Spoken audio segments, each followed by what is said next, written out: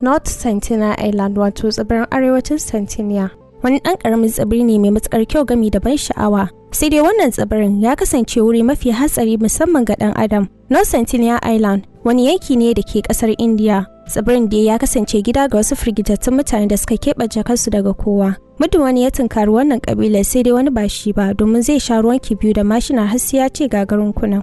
Wannan ƙabilar dai su kaɗai ke rayuwa a wannan tsibirin, inda masana suka ce sun shafa ɗaruruwan shekaru a wannan tsibirin. An haramta mutane zuwa wannan tsibirin domin mutane da dama sun sha kai ziyara wannan tsibirin da niyyar ba mutane da suke wannan tsibirin kayayyaki da abubuwan more rayuwa. Amma sai dai ba sa kai ga cimma manufarsu. Mutane da ke zaune a wannan tsibirin suke aika su inda ba a dawowa da ruwan kibiyu da mashina kamar yadda suka yi a shekarar 2018 inda wani ba Amurke mai suna John Arewacin mai yawon bude ido ya nufi tsibirin da niyyar yin da'awa zuwa ga addininsa na Christianity, amma sai dai bai kai ga cimma burinsa ba, ya sha ruwan kibiyu wanda hakan ya yi silar mutuwarsa. Mutuwar ba Amurken mutumin wato John shine ya janyo hankulan al'umma zuwa kan wannan tsibirin. Har yau dai duk ƙarfin hali irin na Bature bai iya tunkarar waɗannan mutanen ba, amma ban sani ba ko a cikin baƙaƙen mu akwai wanda za su iya tunkarar waɗannan mutanen. Ni ce ta kwar kullun Sadiqat Aisha S.Meamalari, nake muku fatan alkhairi a duk inda kuke a faɗin duniya, da fatan kuma za ku ci gaba da kasancewa da ni a koda yaushe.